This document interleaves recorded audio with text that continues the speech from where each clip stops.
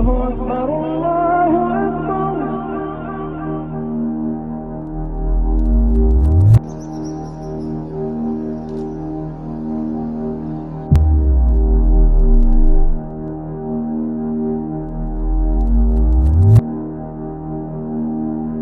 morning, for the first time ever, Pope Francis delivered his Sunday prayer via video link.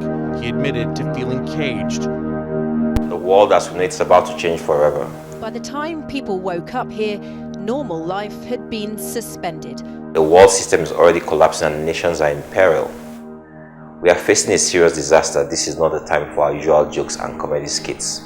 Laughter won't save us from this. The coronavirus has made landfall and the world will never be the same again. Don't be deceived by stupid propaganda. Don't let anyone tell you it's just a flu that affects only the elderly and the weakened. The world is facing an existential threat and most people don't know it. After nearly 6,000 cases of COVID-19 and more than 300 deaths, in the early hours the Italian Prime Minister announced drastic limits on people's lives. There's a pattern to the plagues that the world has experienced and the pattern still holds true.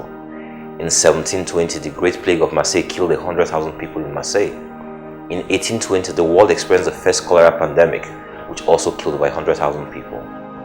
In 1920, it was the Spanish flu. It was an influenza pandemic that infected over 500 million people and killed over 100 million people. It is now 2020, and it is the coronavirus. The mistake we are all making is thinking that the world of 1920 is the same world of today. The world has truly become a global village and we are more connected now than we've ever been. Now that we have tests out and get a better handle, but clearly I'm concerned about community spread. You have to realistically be concerned about community spread. The coronavirus is already in over 60 countries in a 3-month period, but beyond the infection spread and the fatality count, the world system we know now might just disappear before the year runs out. The coronavirus is about to impact the global economy like nothing ever imagined. And anytime there's uncertainty in the market, that's typically when the market really reacts. And we are at unprecedented, uncertain times. Countries and companies will go bankrupt. Manufacturing lines will shut down. Supply lines will disappear. And long queues for essential commodities will appear everywhere.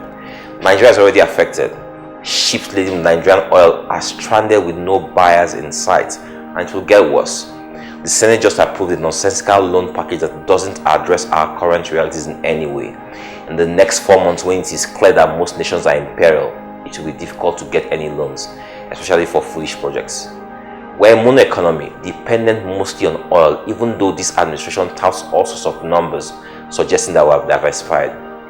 This is the litmus test for the Buhari administration. This will have been the opportunity for our farms to feed Africa, if not the world.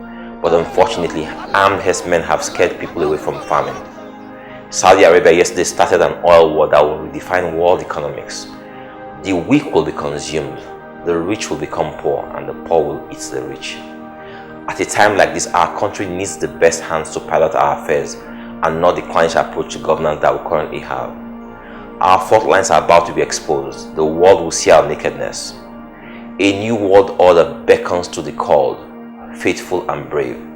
This is not a message of doom, but a message that says, prepare, because the earth can no longer stomach the wickedness of man and evil that freely roams the earth.